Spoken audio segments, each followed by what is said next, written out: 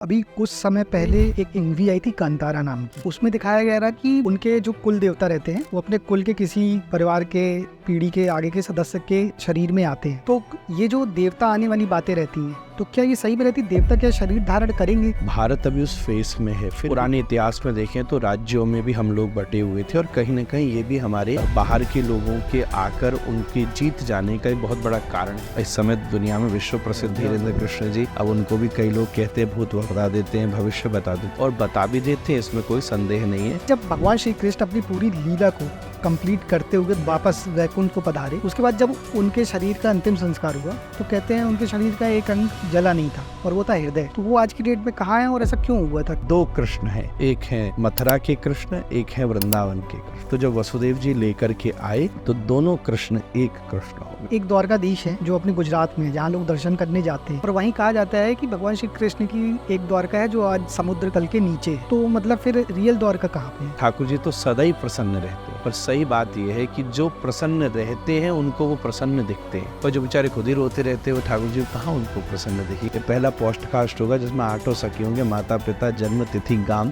सबका वर्णन कहीं किया गया होगा। शास्त्रों में ये भी कहा गया है कि निर्वस्त्र होकर नहीं नहाना चाहिए, लेकिन इसका शास्त्रीय रीजन क्या है अगर कोई पूछना चाहे तो?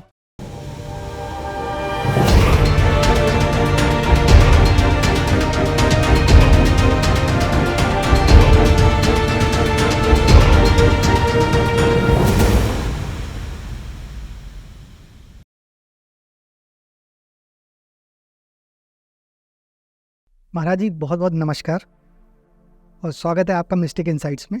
और सबसे पहले तो आपका धन्यवाद करना चाहूँगा कि आपने हमारे लिए समय निकाला। और कैसे हैं आप वैसे? बहुत बहुत आपको राधे राधे नमस्कार। और बहुत अच्छा, पहले तो आपका नाम जो इस पूरे ब्रॉडकास्ट और चैनल का था वो ही बहुत अच्छा था और आपसे भी मिलकर आपकी सरलता देखकर मुझे बहुत ही अच्छा लगा। मैं बहुत आनंद में हूँ, खुश हूँ। महाराज जी, आज मैं इस पॉडकास्ट में आपसे भगवान श्री कृष्ण और महाभारत से जुड़े कुछ ऐसे तथ्यों पे बात करना चाहूँगा जो या तो बहुत कम लोग जानते हैं और या फिर ज़्यादातर लोग कंफ्यूज रहते हैं। लेकिन उससे पहले चाहूँगा कि थोड़ा सा आप हमारे व्यूअर्स को कुछ अपनी लाइफ और अपनी एजुकेशन के बारे में बताएं तो फिर थोड़ा अच्छा होगा। देखिए, लाइफ तो मेरी ह्यूमन लाइफ है और मैं कोशिश करता हूँ कि ज़्यादा से ज़्यादा ह्यूमन रहूँ, मानव रहूँ। यही मेरे लिए और सबके लिए सबसे अच्छी बात है। मेरा जन्म वृंदावन में मुझे राधा रानी की कृपा से, मेरे माता पिता गुरुजी की कृपा से मिला और वो भी राधा रमण जी की गोस्वामी परंपरा में मिला, जिससे हम लोग बचपन से ही भगवान श्री राधा रमण जी का दर्शन, उनकी सेवा, एक प्रकार से हमारे परिवार में उन्हीं की सेवा के लिए बच्चों का, पीढ़ियों का जन्म होता है। तो हम लोग बचपन से यही सीखते आते हैं कि उन्हें कैसे प्रसन्न रखना है। तो भगवान को की अर्चा और भगवान की चर्चा, ये दो साधनों के लिए हम लोगों को बचपन से ही अभ्यास कराया जाता है। उसी क्रम में मेरा सौभाग्य हुआ कि मैं, मेरे दादा गुरुजी पूज्यपाद मनमाधव गौड़ेश्वर वैष्णवाचार्य श्री चैतन्य कृष्णाश्रय तीर्थ जी महाराज, ये उनका सन्यास का नाम है, पर सन्यास से पहले का नाम ज़्यादा प्रसिद्ध है, पूज्यपाद श्री अतुल कृष्ण गोस्वामी जी महाराज, और मेरे आदरणीय पिताजी श्री मनमाधव गौड़ेश्वर वैष्णवाचार्य श्री शिभूति कृष्ण गोस्वामी जी महाराज। ऐसे घर के दो बड़े दिग्गज और विश्व भर में पूजनीय जो रहे, ऐसे महापुरुष मुझे पिता और दादा के रूप में मिले और उनका संग मिला, उनको सुनने को मिलता रहा। तो धीरे धीरे मेरे अंदर, मैं जैसे बड़ा होता रहा, ऐसे ही शायद सबके अंदर छुपा हुआ अध्यात्म जैसे होता है वो मेरे भीतर भी छुपा होगा, वो भी उसके साथ बड़ा होता गया। हमारे परिवार में शिक्षा और अध्ययन को लेकर सदा ही एक बहुत बड़ा मोटिवेशन बना हुआ है। मेरे पिताजी भी बहुत शिक्षित, मास्टर्स तक उन्होंने शिक्षा ली। दादाजी भी अंग्रेज़ों के समय पे और उस समय देश और इवन कुछ समय जालंधर, कुछ समय लाहौर विश्वविद्यालय तक उन्होंने शिक्षाएं ली और प्रवचन भी किए। तो इस प्रकार का परिवार का माहौल मुझे बचपन से मिला। मेरी माँ ने मुझे बहुत अभ्यास कराया। तो सदा जहाँ मैं रहता था वो आश्रम जैसा ही था, वर्ष में 2-4 बार उत्सव ही होते थे, दिन भर लोग आते ही थे, वहाँ पर स्वयं प्रवचनों के कार्यक्रम चलते रहते थे। तो मैं यही सब देखता हुआ जीवन में बड़ा होता गया। पर ऐसा भी नहीं था कि मेरे ऊपर कभी कोई ऐसा प्रेशर था कि मुझे यही पढ़ना है। मैं एक क्रिश्चियन स्कूल में पढ़ा हूँ, वृंदावन में था उस समय एक मिशनरी स्कूल। उसके साथ साथ शिक्षा की प्रणाली दिल्ली में भी रहा, बाहर भी रहा, तो सब ऑप्शंस खुले थे। मुझे प्रेरित किया गया, प्रभावित किया गया, पर कभी भी दबावित नहीं किया गया। तो मेरे भीतर अपने आप ये चीज़ बनी और मैंने ऐसा भी जाना कि शायद ये मैं सबसे अच्छा कर सकता हूँ, और मुझे उसने आत्मिक शांति प्रदान करी। ऐसा नहीं है कि मेरे पास कोई साधनों की कमी थी या मैं कुछ नहीं कर पाया तो मुझे लगा मैं ये ट्राई करूँ, ऐसा कभी नहीं था। या मैं शायद कुछ और भी करता तो शायद इससे ज़्यादा भी कई चीज़ें कर सकता था, मुझे ऐसा लगता है। पर मुझे इसमें बहुत एक नेचुरलिटी रही, स्वाभाविकता रही, सदा मेरे साथ ये बना रहा बात। तो मैं उसी में आगे बढ़ता गया। फिर बहुत अल्प आयु में पिताजी और दादाजी का शरीर शांत हो गया, उनका धाम प्रवेश हो गया। फिर अपने आप कई सारी जिम्मेदारियां आ गई और वो भगवान ने निभाई। मैं उनका गुण गाता रहा, वो मुझे संभालते रहे। उससे ही अपना जीवन बहुत आनंद के साथ इस समय चल रहा है। जी, हमने सुना था कि आप स्टडीज़ के लिए ऑक्सफोर्ड यूनिवर्सिटी भी गए थे। हाँ, मैंने वहाँ एडमिशन लिया था।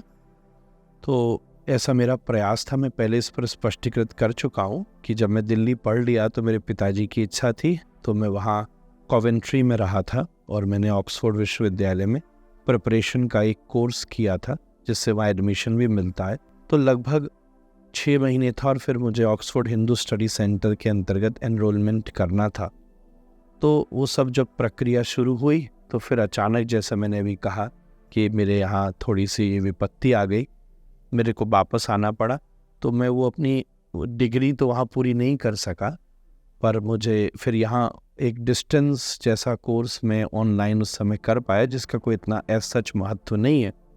पर एक प्रकार मुझे ये भी लगता है कि शायद अच्छा ही हुआ कि अगर मैं डिग्री कंप्लीट कर लेता तो शायद कहीं और व्यवस्था में चला जाता।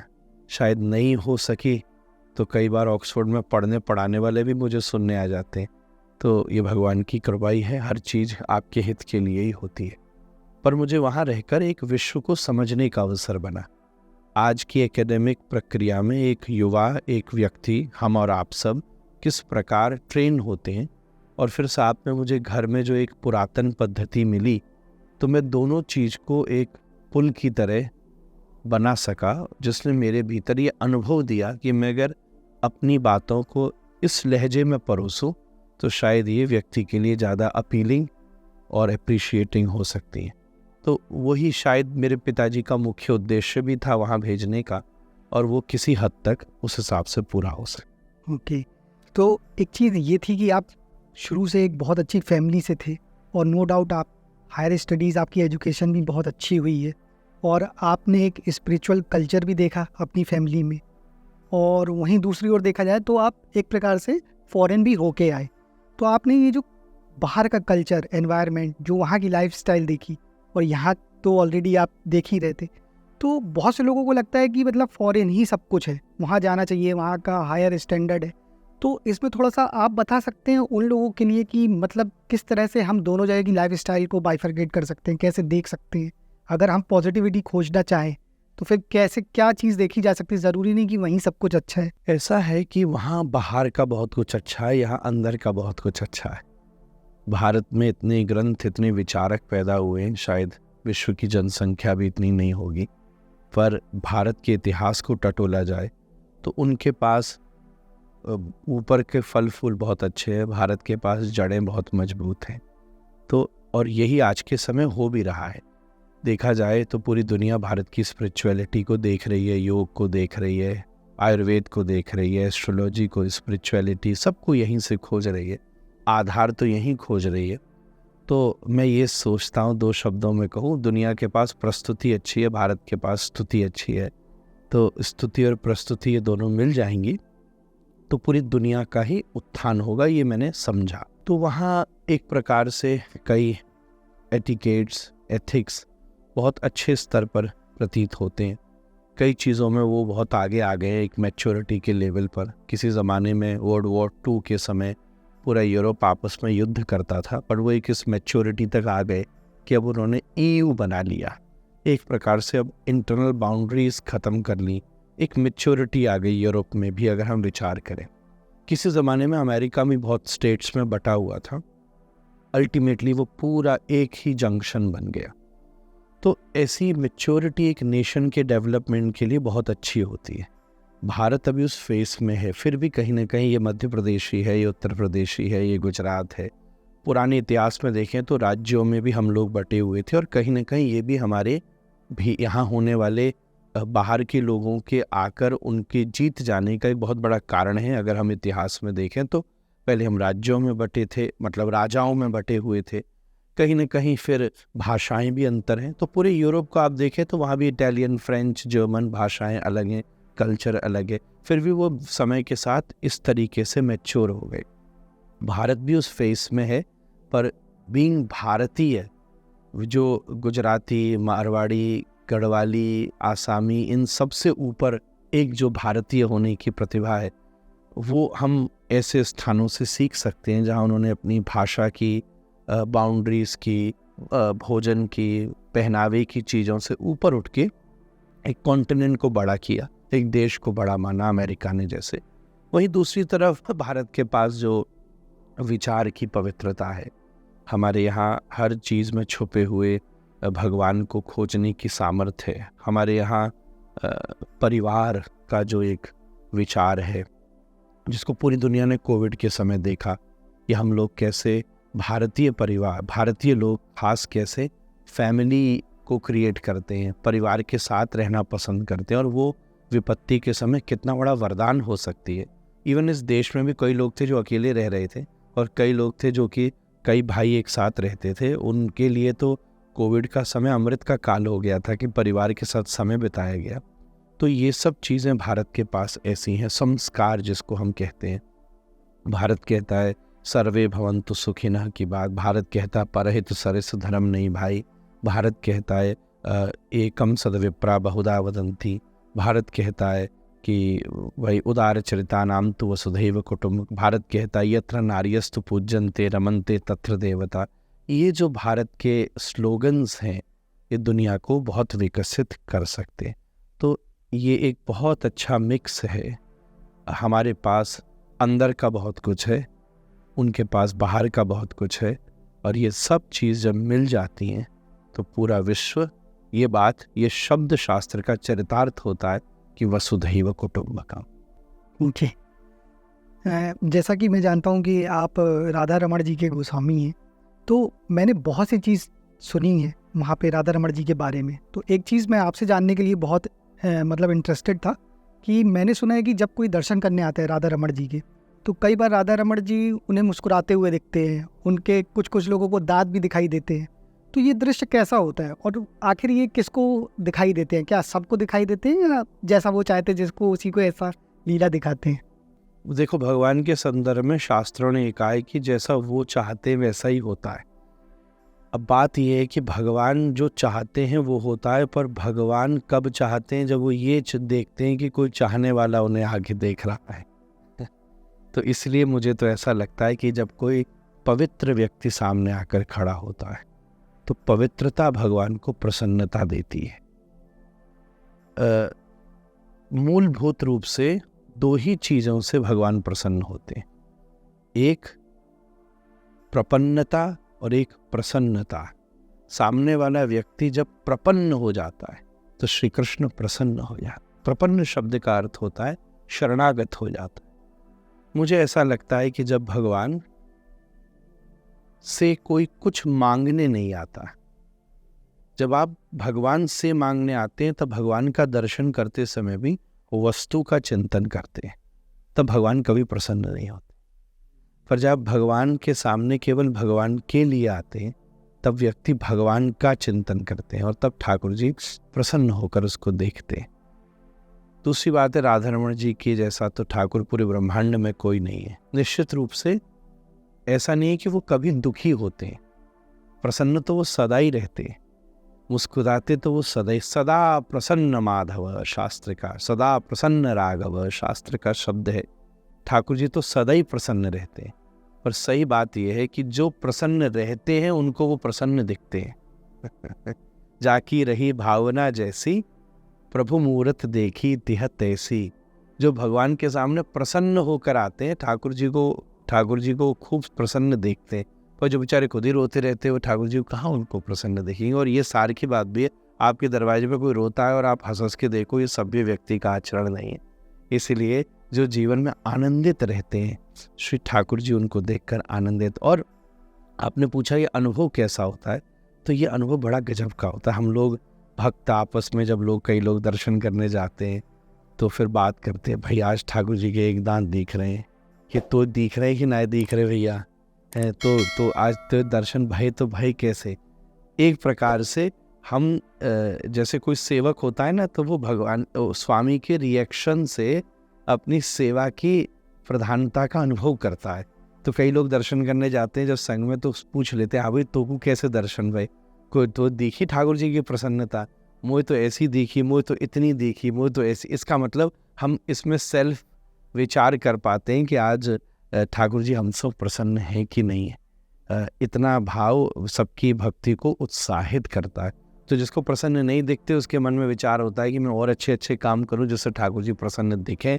और जिसको खूब प्रसन्न दिखते हैं उसको और उत्साह हो जाता है कि वाह मैं अच्छो ही कर रहा हूँ, ऐसे ही अच्छो करता रहूँ, तो ठाकुर जी मुँह को देख के प्रसन्न रह रहे हैं। यहाँ पे ये चीज़ अच्छी है ना कि मतलब जैसे कई लोग ग्रुप पे जा रहे हैं दर्शन करने, तो सब अपना अपना एक्सपीरियंस बताते हैं अलग अलग। ये तो बहुत सही चीज़ है। जैसे आपने पवित्रता की बात की थी, तो अभी कुछ समय पहले एक मूवी आई थी कांतारा नाम की। उसमें दिखाया गया था कि मतलब उनके जो कुल देवता रहते हैं वो अपने कुल के किसी परिवार के पीढ़ी के आगे के सदस्य के शरीर में आते हैं। तो ये जो देवता आने वाली बातें रहती हैं, तो क्या ये सही में रहती, देवता क्या शरीर धारण करेंगे? क्योंकि अगर वैसे पवित्रता भौतिक रूप में देखी जाए, मानसिक ना देख के, तो व्यक्ति उतना पवित्र होता नहीं है। देखो देवता तो जरूर आ सकता है, पर अगर देवता तभी आता है जब आप में पवित्रता हो। अब मुझे भी उस मूवी के बारे में पता चला, और बल्कि मेरे फ़ोन की रिंगटोन भी उसी मूवी की टोन है। मुझे बहुत अच्छी लगी, मैंने कई बार देखी भी उसको। तो पर मैंने उसमें एक चीज़ नोटिस करी जो शायद कई लोगों ने नोटिस नहीं करी। देवता आया, घूमा, नृत्य किया, ये सब देखा, एक प्रकार से वाराह भगवान के ऊपर वो समर्पित थी। तो पर ध्यान दीजिएगा, जिस व्यक्ति के ऊपर वाराह आए, एक व्यक्ति था, हीरो की बात नहीं कर रहा मैं, हीरो के पहले एक व्यक्ति के ऊपर वाराह आते थे जिसका विलन ने मर्डर कर दिया था। ठीक, इतनी डिटेल से मैंने देखी थी। वो व्यक्ति कितनी पवित्रता से रहता था। देखने वाले व्यक्ति को वो ब्रह्मचारी था, यज्ञोपवीत माला धारण करके केश भी नहीं कटाता था, भूमि पर अलग एक आश्रमीय कुटिया के माहौल में रहता था। युवा लड़का, नाम तो भूल गया मैं। जो विलन था उसने उसकी हत्या कर दी थी। वो जो व्यक्ति था वो कितनी पवित्रता से रहता था। तो जब कोई इतनी पवित्रता से रहता है, इतनी पवित्रता से रहता है, तो निश्चित रूप से क्यों नहीं उसके भीतर देवता आ सकता है। तो देखो, भगवान का आना, देवताओं का आना, ये देवताओं पर निर्भर है, अवश्य करता है। पर मेरे को एक चीज़ और लगती है कि कभी देवता आपके भीतर आता है तो वो आपके जीवन में कोई व्यतिरेक नहीं पैदा करता। आप पागल नहीं हो सकते, आप बावरे नहीं हो सकते, आप परम पवित्र हो सकते हैं। आप देवता का जब प्रवेश होता है तो आप अनंत जैसे चमत्कारी हो सकते हैं, उतने आप समझदार भी हो सकते हैं। देवता के भी तो उतने गंभीर गुण हैं जो आपके भीतर प्रवेश कर सकते हैं। जब मंत्रों के द्वारा एक पत्थर में देवता आ सकता है, एक सुपारी में गणेश आ सकता है, एक चावल के केंद्र में सारे देवताओं का पंडित जी बैठकर पूजा के समय आवाहन करते हैं, एक कलश में वरुण देवता को बुला सकते हैं, तो एक देह में भी आ सकते हैं, पर वो देह पवित्र होना चाहिए। मैं इस चीज़ का बहुत गंभीरता से बोध भी करता हूँ, विरोध भी करता हूँ, क्योंकि अगर हम इसको मार्केटिंग बना लें, अगर हम इसको उस तरीके से बना लें तो ये बहुत बड़ी गलत बात है। परंतु जिन स्थानों पर मेन पवित्रता का साधन है तो वहाँ निश्चित रूप से मंत्रोच्चारण के द्वारा, साधनाओं के द्वारा देवताओं का आह्वान होता है, पर वहाँ व्यक्ति पर निर्भर नहीं करता कि कब देवता आएगा, वो देवता पर निर्भर करता है। और वो एक पर आ सकता है तो वो 10 पर भी आ सकता है, और 10 में आए बिना भी अपना संदेश दे सकता है। ये उस पर निर्भर करता है। इसको हमें ऐसा मूलभूत रूप से विचार रखना चाहिए। तो वो जो लड़का पवित्र रहता था, इवन जो हीरो के पिताजी थे वो भी बड़ी शालीनता से रहते थे। आज के समय में भी गांव में जब रामलीलाएं होती हैं तो राम का पात्र बनने वाला व्यक्ति 1-1 महीने पहले ब्रह्मचारी रहना शुरू कर देता है, भूमि पर सोना शुरू कर देता है, आहार की शुद्धि कर लेता है, तभी वो राम की भी अभी भी इस समय भी गाँव में ये चीज़ें रहती हैं, तभी भगवान का उसमें प्रवेश हो सकता है। जिसमें देवता आते फिर उसको उसमें संचार हो जाता है, उसको प्रचार करने की ज़रूरत नहीं होती। मैं किसी जगह देख रहा था कि वो एक में देवता आया था, और जब देवता उसमें आया तो वो सबसे पहले इंस्टाग्राम खोल के अपना लाइव शुरू कर रहा था और फिर आशीर्वाद देना उसने शुरू किया, तो फिर मुझे थोड़ा अटपटा लगा। जी जी, आपने जैसे बताया कि जिस व्यक्ति में देवता आता है वो चमत्कारिक हो सकता है, शुद्ध हो सकता है, तो चमत्कार से एक चीज़ मुझे याद आई कि आप मुझे ये बताइए, आपका इतना लंबा स्पिरिचुअल जर्नी रहा, कभी आपने अपनी लाइफ में कोई भी इंसिडेंट्स में कोई चमत्कार को एक्सपीरियंस किया है? देखिए, मैं ऐसी कई जगह गया हूँ जहाँ लोगों ने उसे चमत्कार कहा है। उन्होंने मेरे सामने भी कई चीज़ें ऐसी दिखाई, करी भी, परंतु चूँकि मैं गुरुदेव की मेरे ऊपर कृपा रही तो मुझे उन्होंने कोई कभी लुभाया नहीं। हाँ, ये मैं कह सकता, ऐसा नहीं कि मैंने मिस्टिकल चीज़ें नहीं देखी। इस समय दुनिया में विश्व प्रसिद्ध हैं और मेरे तो परम मित्र हैं धीरेन्द्र कृष्ण जी। अब उनको भी कई लोग कहते हैं भूत बता देते हैं, भविष्य बता देते हैं। मेरे साथ तो वर्षों से उनका परिचय, और बता भी देते हैं, इसमें कोई संदेह नहीं है। अष्ट सिद्धि नवनिधि के दाता, जब हनुमान चालीसा ये बात कह रही है तो उनको भी देखा, और मैं नाम नहीं ले सकता, वो तो प्रसिद्ध नाम है इसलिए मैंने आपके सामने ले लिया। ऐसे हज़ारों लोग हैं, हमारे वृंदावन में भी हैं, ब्रज में भी हैं, जो कई इस प्रकार की चीज़ें कर लेते हैं, चीज़ों को प्रकट कर देते हैं चीज़ों पर। वो सब उसकी एक टेक्निक है, उसकी एक विधि है, उसकी एक व्यवस्था है। अगर आप उसकी टेक्निक को जानते हो तो फिर वो आपके लिए बहुत सामान्य सी प्रतीत होने लग जाती है। फिर आपके पास रुचि और अरुचि दोनों का साधन हो जाता है। इसी ज़माने में आश्चर्य होता था, क्या चमत्कार है कि यहाँ से हम फ़ोन मिला रहे हैं और बम्बई में जाके फ़ोन मिल रहा है। फिर समझ में आया कि ये साधन है ना, फिर आराम हो गया उस व्यवस्था के प्रति। तो इसीलिए मुझे उन्होंने कभी लुभाया नहीं। कई बार मैंने ऐसी चीज़ें देखी हैं, सामने देवता आ गए ऐसी भी देखी हैं, दीवालों से पानी आ गया ऐसी भी देखी हैं, पर मुझे उन्होंने कोई बहुत बड़ा महत्व नहीं दिया, आकर्षण नहीं दिया। नहीं तो कई पुस्तकें हैं, ग्रंथ हैं तंत्र से रिलेटेड, उपायों से रिलेटेड, हम और आप उसे पढ़ें, किसी अच्छे गुरु की शरणागति लें, साधना की पद्धति को सीखें, तो 2-4 सालों में कई ऐसी चीज़ों को सिद्ध किया जा सकता है जिससे आप दूसरे डायमेंशन पर जाकर ये सब चीज़ें आराम से क्रिएट कर सकते हैं। वो रास्ते हैं। क्योंकि मैं एक चीज़ जानता हूँ, सनातन धर्म का मूल सिद्ध होना नहीं है, मुक्त होना है। सही बात। सिद्ध होना होता तो बहुत रास्ते हैं, पर सिद्ध होना भी कई बार बहुत सरल हो जाता है, मुक्त होना बहुत कठिन हो जाता है। लेकिन जब चमत्कार की बात आती है तो 2 चीज़ें आती हैं, एक विश्वास और एक अंधविश्वास। क्योंकि नो डाउट ईश्वर है, साधना है, शक्ति है और चमत्कार भी हैं, लेकिन वहीं बहुत से ऐसे लोग भी घूमते हैं जो चमत्कार नहीं कर सकते। तब व्यक्ति जो सच्चे लोग होते हैं उन पे भी शक करता है।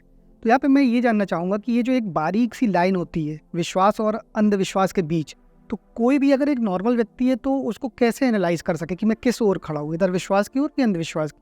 उसको अपने आप को एनालाइज करना चाहिए।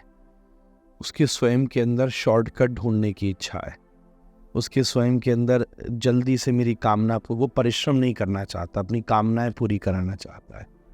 इन सब कारण अंधविश्वास, लोग चमत्कार क्यों, मंदिरों में भी खूब देखने को। एक नॉर्मल हनुमान जी का मंदिर बनाइए इस रोड पे, उस तरफ बना दीजिए चिंताहरण हनुमान जी का मंदिर, तो आप देखेंगे भीड़ इधर कम होगी उधर ज़्यादा हो जाएगी, केवल एक नाम लिख देने से। क्योंकि थोड़ा सा लोगों ने ना मिसअंडरस्टैंड कर लिया है धर्म को, कि हम पे माथा टेकते बस हमारे दुख दूर हो जाते। ना, श्री कृष्ण अर्जुन के साथ में खड़े, उसका एक दुख दूर नहीं किए, बोले कि भाई तू खुद लड़, मैं तेरे साथ में खड़ा हुआ हूँ। कई समस्याएं खुद उन्हीं के ऊपर ही आ रही हैं, देवी खुद कूद पड़ी यज्ञ कुंड के ऊपर, भगवान शंकर तांडव कर रहे हैं, कई चीज़ें उनके जीवन में स्वयं खड़ी हैं। देवी हैं, गणेश द्वार पर खड़े, पिताजी आए, पहचान ही नहीं सके अपने पुत्र। तो जरा देवताओं के स्वभाव को समझना चाहिए कि इस तरीके से धर्म का स्वरूप नहीं चलता। आपको अच्छी चीज़ें पानी है तो आप पुरुषार्थ कीजिए, मेहनत कीजिए, अच्छे कर्म कीजिए, और अगर आपको नहीं प्राप्त हो रही है तो ऐसा समझो कि ये मेरे प्रारब्ध का प्रभाव है। हमारे पास दो अकाउंट है, एक पाप का, एक पुण्य का। हम इन दोनों को लेकर धरती पर आए। जब पुण्य के अकाउंट से खर्चा होता है तो सुख मिलता है, जब पाप के अकाउंट से खर्चा होता है तो दुख मिलता है। तो दोनों चीज में खर्च हो ही रहा है। तो एक प्रकार से जीवन में दुख हो रहा है और आप ऐसे देखेंगे कि दुख हो रहा है तो दुख हो रहा है, पर जब ऐसे देखेंगे कि पाप के अकाउंट का खर्च हो रहा है तो आपको लगेगा मेरा क्रेडिट क्लियर हो रहा है, तो वो चीज में आपको सुखी होगी। तो ये तो परसेप्शन है ना। तो ये तो लोगों की ही गड़बड़ी है कि वो ही शॉर्टकट ढूंढना चाहते हैं, वही इधर उधर, उनमें उन्हीं के तो लालच को सामने वाला व्यक्ति उकसाता है, फायदा उठाता है। और ये तो मार्केटिंग चीजें हैं। कौन सी कंपनी नहीं करती ऐसा, कौन सा ऐसा डॉक्टर नहीं करता, कौन सा ऐसा इस समाज में बैठा हुआ वकील नहीं करता। बड़े बड़े प्रोडक्ट बाजार में मिलने को आते हैं कि 3 दिन खाइए आपके बाल काले हो जाएंगे, 4 दिन खाइए आप पतले हो जाएंगे। अब जो व्यक्ति समझदार होगा वो इन सब झंझटों में नहीं पड़ेगा। उसको अगर बाल काले करने और शरीर को पतला करना है तो गोली की जगह कल सुबह 4 बजे उठेगा और जाके 10 किलोमीटर जॉगिंग करेगा, अच्छे जिम करेगा, अच्छे आहार की शुद्धि करेगा, और उसको लगेगा 1 साल में उसके बाल भी काले हो गए और वो पतला भी हो गया। पर जो आलसी होगा वो ये नहीं करेगा, वो तो करेगा टैबलेट ढूंढूं में, और वो बाल तो काले कर देगी पर अंदर से सब खोखला भी कर देगी। यही विश्वास और अंधविश्वास के बीच में होता है सदा। व्यक्ति को अगर स्वयं विवेक जागृत कर ले तो इस झंझट में कभी नहीं फंस सकता। उसको इन सब चीजों से कोई अर्थ ही नहीं है। क्यों चाह रहा है वो किसी को बर्बाद करना?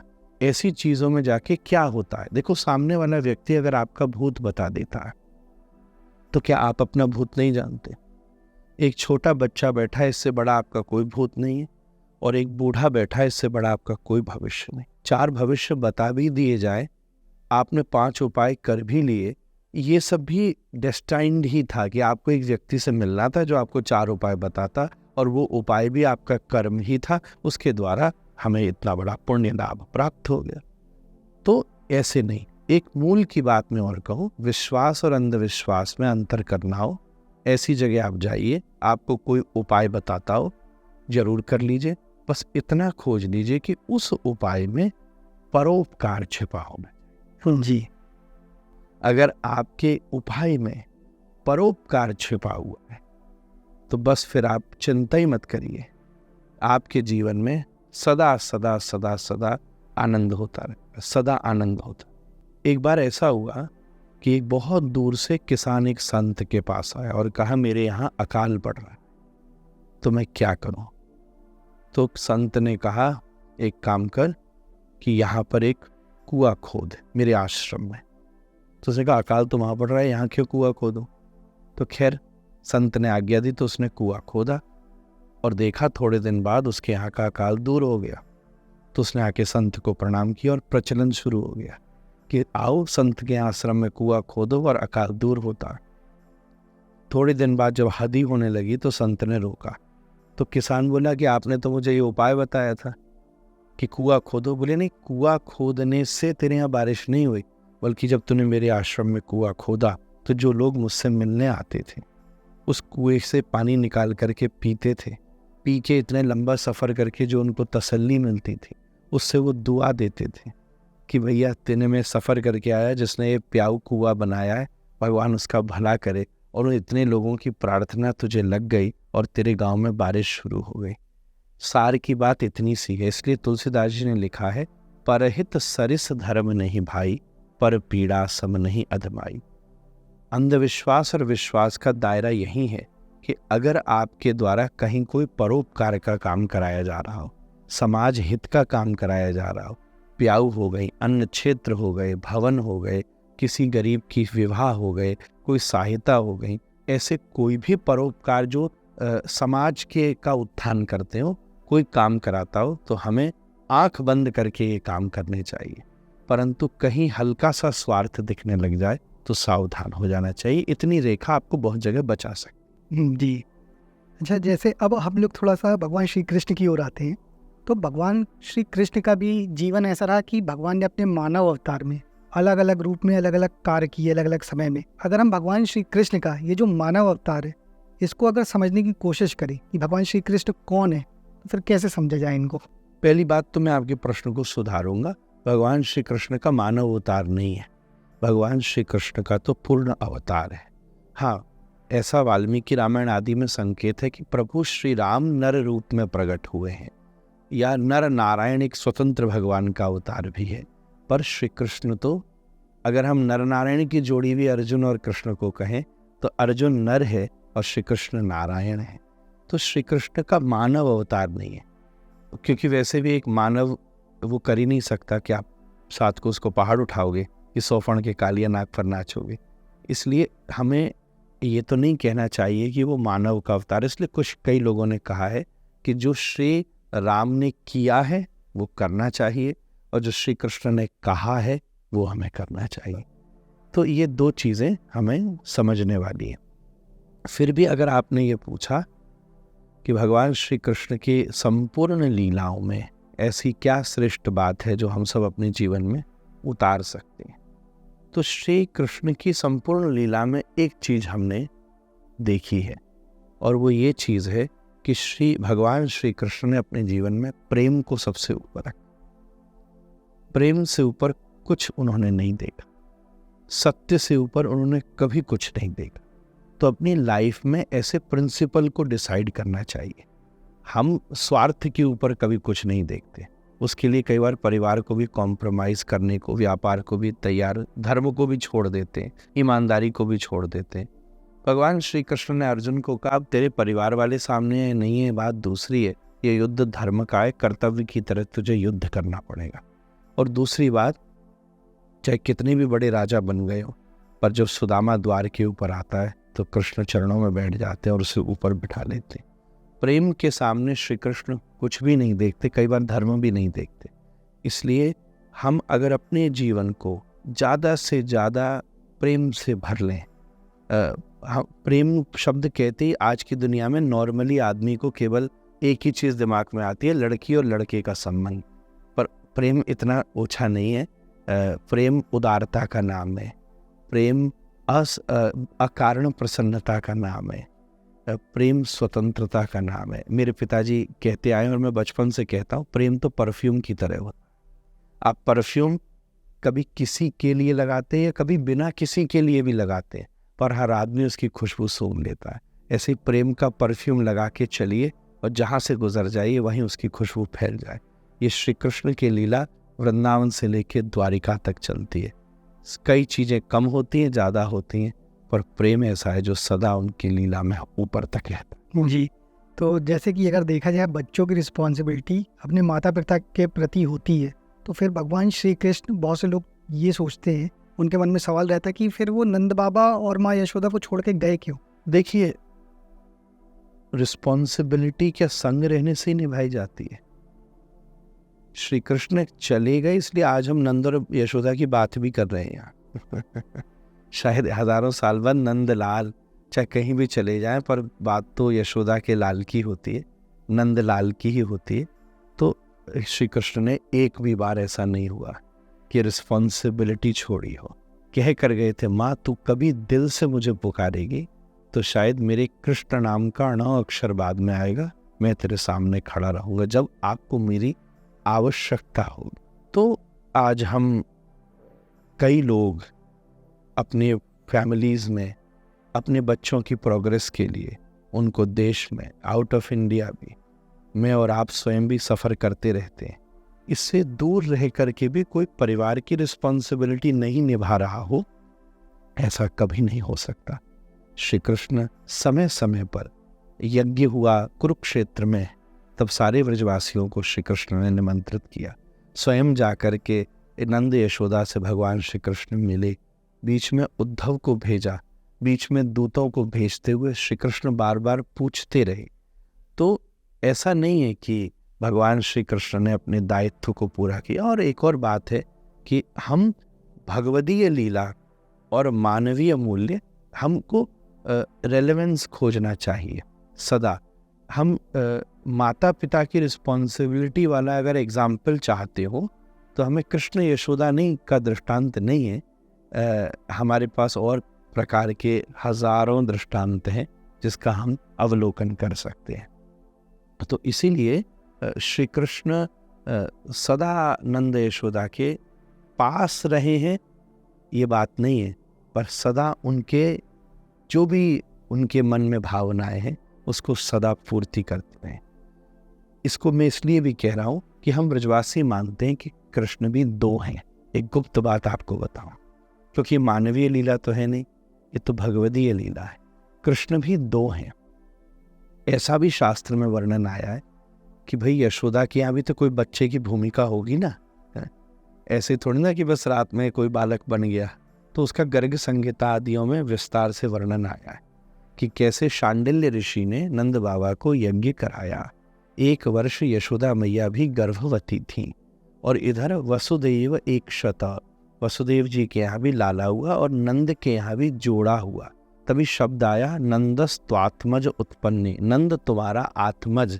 आत्मज मतलब तुम्हारा, आत्मज शब्द संस्कृत में केवल जन्मजात बच्चे के लिए आता है।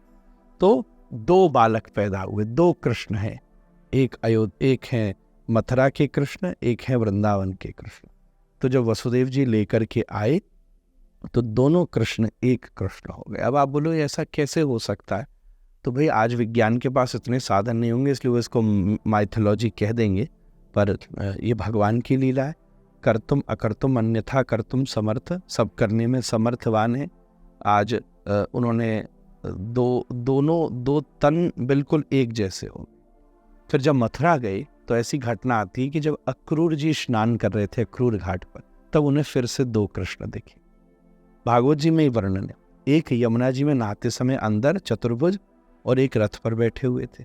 तभी अक्रूर जी पहचान गए कि ये गोपियां रो रही थी, मुझे डर लग रहा था कि कंस कुछ कर न दे, पर आज दोनों कृष्ण मुझे दिख गए।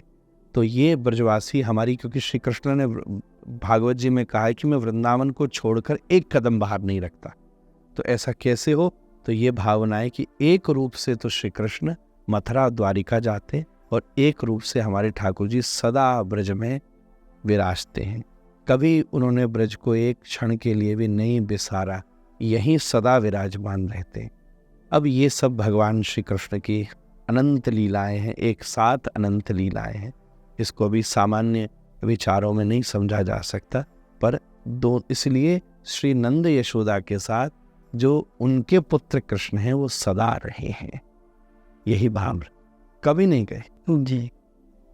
तो जब भगवान श्री कृष्ण की बात आती है तो ये जगत गुरु कहलाते हैं। इन्होंने हम सबको भगवत गीता भी दी और उसमें बहुत से लेसन सीखने को मिलते हैं। और इवन जब महाभारत का युद्ध हुआ है जिस कारण से, भूमि के कारण, तो वो एक बार कौरवों को भी समझाने गए थे कि थोड़ा सा टुकड़ा ही दे दो। लेकिन जब जुआ खेला जा रहा था वहाँ पे, तो कभी उन्होंने फिर पांडवों को क्यों नहीं समझाया? जब वो एक के बाद एक चीज़ हार रहे थे अपनी, तो रोका क्यों नहीं? पहले ही रोक सकते। उस समय श्री कृष्ण द्वारिका में नहीं, उस समय हस्तिनापुर में नहीं थे, उस समय श्री कृष्ण द्वारिका में थे। तो इतिहास का एक घटनाक्रम ये कहता है कि जब ये जुआ का खेल हुआ तो श्री कृष्ण को कोई सूचना नहीं दी गई थी।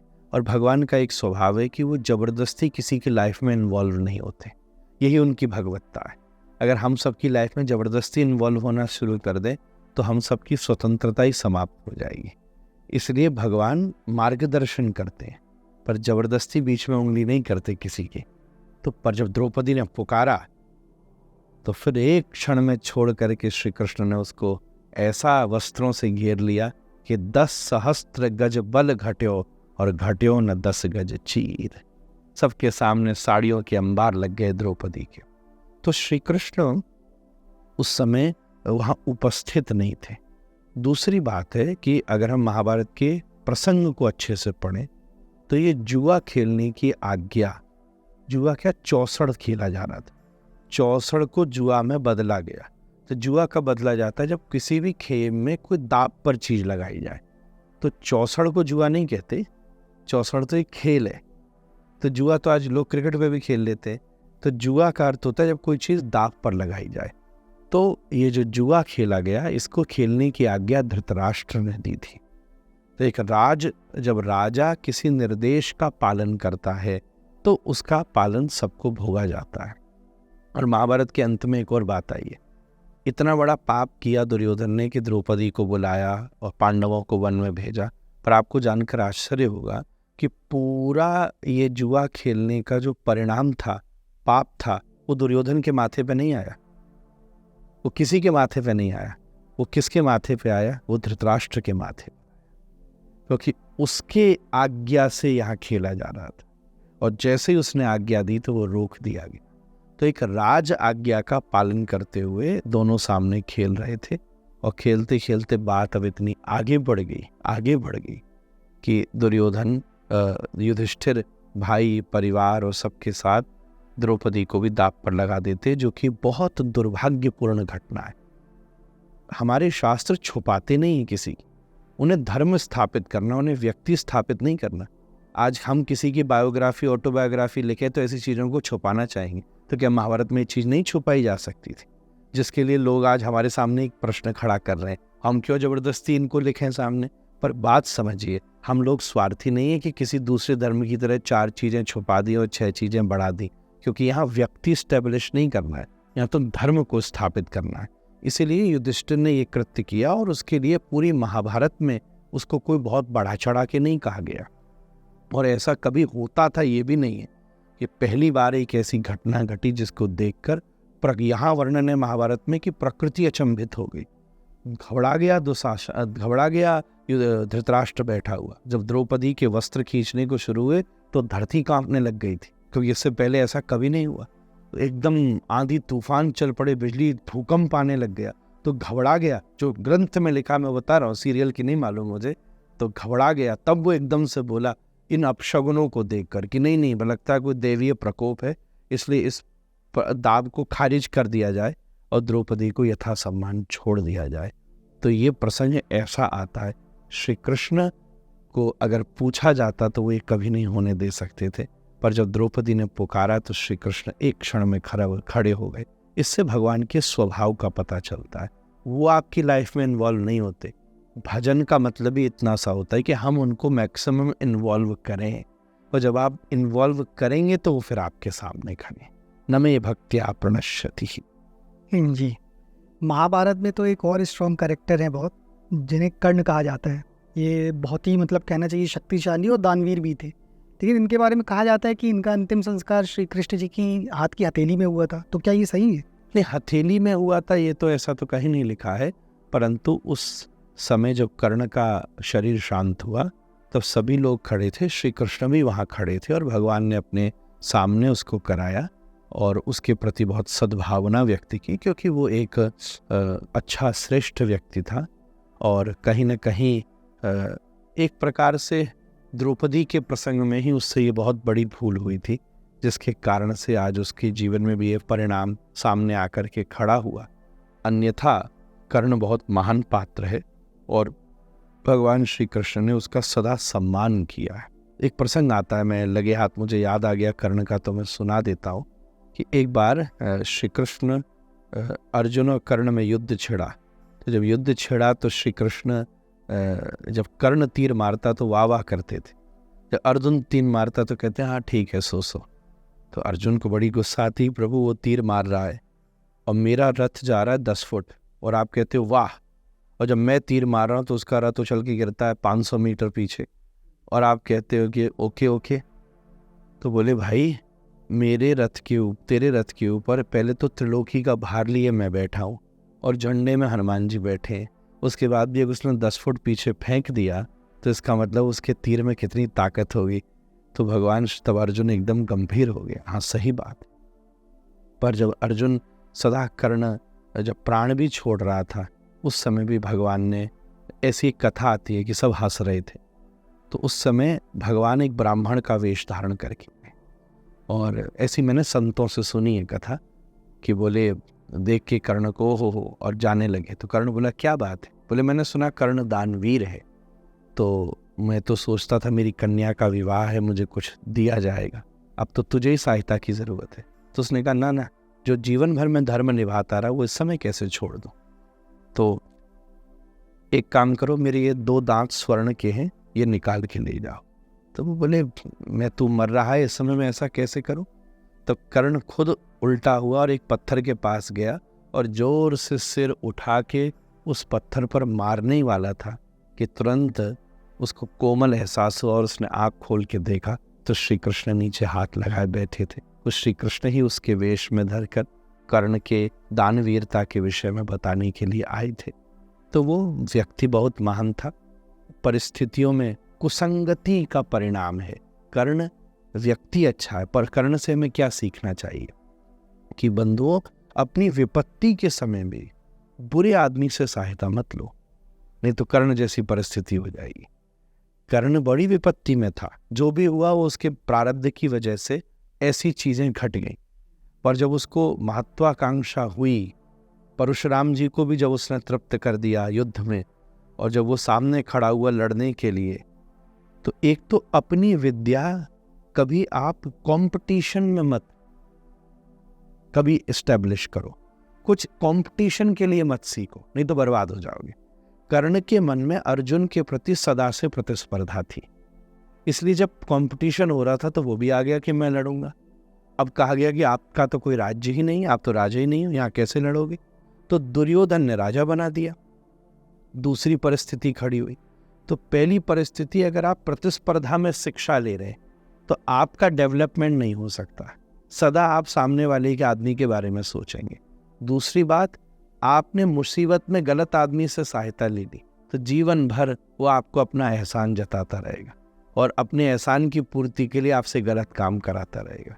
और इन दोनों कारणों से तीसरा कारण ये हो गया जिसने श्री कृष्ण के हृदय को बहुत पीड़ा पहुंचाई कि जब द्रौपदी का वस्त्र हरण की व्यवस्था बनी, तब सबसे पहले कर्ण ही था जो आगे आके सबसे ज्यादा अनर्गल बोला था उस सभा में कि जिसके 5 पति हैं उसको हम एक दिव्य सावित्री शुद्ध स्त्री कहवें कि गणिका कहवें, ऐसे ऐसे कठोर शब्द उसने बोले थे, जिसका ये परिणाम हुआ कि सर्वगुण संपन्न होते हुए भी कुसंगति का प्रभाव उसके जीवन में ऐसा रहा कि वो फिर भी ऑन द राइट साइड पूरा नहीं आ सका, कहीं ना कहीं रॉन्ग और राइट के बीच में उलझा रहा। और आज का मानव भी इसी के बीच में उलझा रहता है, कहीं ना कहीं इन्हीं 2 कारणों से। तो कर्ण से यही सीखकर हमें अपनी लाइफ का विस्तार करना चाहिए। जी महाराज जी, जब भी भगवान श्री कृष्ण की बात आती है तो राधा रानी की भी बात आती है, और राधा रानी के बारे में जब बात होती है तो हमेशा चर्चा होती है उनकी 8 सखियों के बारे में, जो बहुत महत्वपूर्ण थी, लेकिन बहुत कम ही लोग इनके बारे में जानते हैं। इवन मुझे भी वृंदावन आके ही पता चला। तो राधा रानी की 8 सखियाँ कौन है? देखिए, ललिता है, विशाखा है, रंग देवी है, सुदेवी है। बल्कि मैं अभी थोड़े दिन पहले मैंने अपने फ़ोन में एक नोट भी लिखा था जो मैं ऑनलाइन आपके सामने पढ़ देता हूँ इन अष्ट सखियों के विषय में। ऐसे भी हो सकता है पॉडकास्ट। तो सबसे सुंदर राधा रानी की सखियों, सबकी अपनी तिथि है, सबका अपना जन्म है। तो सबसे पहले ललिता सखी हैं। उनके पिताजी का नाम है महाभानुगोप, उनकी माता का नाम है शारदी, उनका गांव है ऊंचा गांव, और उनका जन्म हुआ है भाद्रपद शुक्ल षष्ठी पर, जो कि राधा रानी से ठीक थोड़ा पहले आता है। एक ललिता सखी। दूसरी सखी उनका नाम है विशाखा सखी, उनके पिताजी हैं सुभानुगोप, उनकी माताजी का नाम है देवदानी, उनका गांव है अंजनबन, जिसको आज नोख भी कहते हैं, और आपका जन्म हुआ है भाद्रपद शुक्ल पक्ष 9वीं के दिन। तीसरी सखी है जिनका नाम है इंदुलेखा सखी, जिनके पिता हैं रणधीर गोप, जिनकी मैया है सुमुखी, जिनका गांव है रंकपुर, और आपका जन्म भाद्रपद शुक्ल पक्ष एकादशी के दिन हुआ है।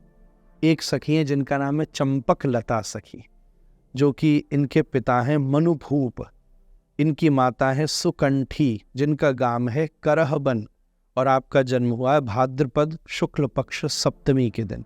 ऐसे एक सखी है चित्रा सखी, जिनके पिता हैं ब्रजोदर गोप, जिनकी माता है अवंतिका माता, जिनका गांव है चिकसौली, ये बरसाने के पास में पड़ता है, और आपका जन्म हुआ है भाद्रपद शुक्ल पक्ष 10वीं के दिन।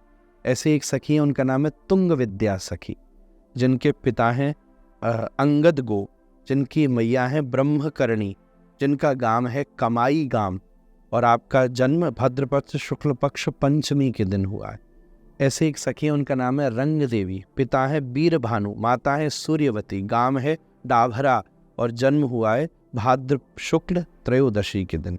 और 8वीं सखी है, उनका नाम है सुदेवी सखी, जिनके पिता हैं गौर भानु, माता है कलावती, गांव है सुनहरा, और जन्म हुआ है भाद्र शुक्ल चतुर्थी के दिन। ये पहला पॉडकास्ट होगा जिसमें 8 सखियों के माता पिता, जन्म तिथि, गांव सबका वर्णन कहीं किया गया होगा। ये पूरी डिटेल है 8 सखियों की, और सबकी अपनी अपनी सेवा है। बल्कि मैं अभी कुछ समय में बरसाना के पास में 8 स्थानों के ऊपर 8 सखियों पर ही कथा भी करने वाला हूँ, क्योंकि ये बहुत प्रचलित विषय नहीं है। एक स्थान पर उसका पूरी क्या सेवा है। कोई संगीत में निपुण है, कोई सखी शब्द का मतलब होता है संग रहने वाली, स खादती स खेलती, जिसके साथ खाया जाए, जिसके साथ खेला जाए, उसको सखी कहते हैं। तो ये सब राधा रानी की ही तेज हैं, जो उनके 8 रूपों में ललिता विशाखा के रूप में प्रकट हुई हैं, और हर लीला में श्री राधा रानी के संग रहकर उनकी प्रसन्नता के लिए सारे प्रयास करती रहती हैं। कहीं ना कहीं दोनों चीज मानती हैं कि ये हमारी सखी भी हैं, पर साथ के साथ हमारी स्वामिनी भी हैं। यही उनका श्रेष्ठ व्यवहार है। अब स्वतंत्रता से वर्णन करने लगा तो ये तो सखियों पर कितना भी कहा जा सकता है, ये तो असीमित विषय है। जी नहीं, आपने बहुत अच्छी जानकारी दी, क्योंकि ये चीज़ एक्चुअली किसी को ज़्यादा पता नहीं है इनके बारे में। जी, लेकिन जब भगवान श्री कृष्ण अपनी पूरी लीला को कंप्लीट करते हुए बैकुंठ जाके वापस वैकुंठ को पधारे, उसके बाद जब उनके शरीर का अंतिम संस्कार हुआ तो कहते हैं उनके शरीर का एक अंग जला नहीं था, और वो था हृदय। तो वो आज की डेट में कहाँ है, और ऐसा क्यों हुआ था, किस कारण से ऐसा हुआ? ऐसा कहीं भी नहीं लिखा है जो आपने पूरी कहानी सुनाई। और हमारे यहाँ तो कहते हैं ये सुनना भी अपराध है। तो ये इंटरनेट पे बड़ा भारी ये हाँ, बहुत भ्रम लोग इस फैल बारे में गया। बताते। जी, तो एक बात समझिए, श्री कृष्ण कोई ऐसे ऑर्डिनरी नहीं है, उनका स्वरूप चिन्मय है। वल्लभाचार्य जी कहते हैं अधरम मधुरम, वदनम मधुरम, नयनम मधुरम।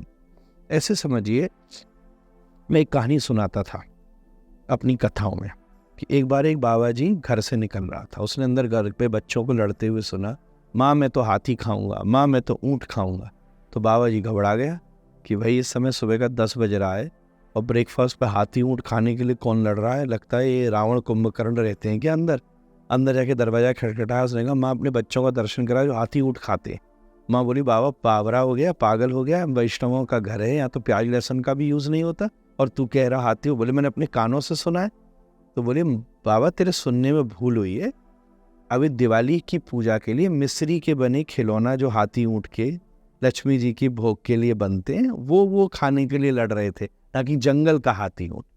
तो इस कहानी से समझिए, कहने में वो भी हाथी है, कहने में वो भी हाथी है, पर दोनों में बहुत फर्क है। इसमें रक्त है, मांस है, मज्जा है, सत्व रजत तम है, इसमें काम क्रोध लोभ मोह मद मात्सर्य है, इसमें अहंकार अभिमान मद जने क्या क्या है, इसमें कुछ भी नहीं है।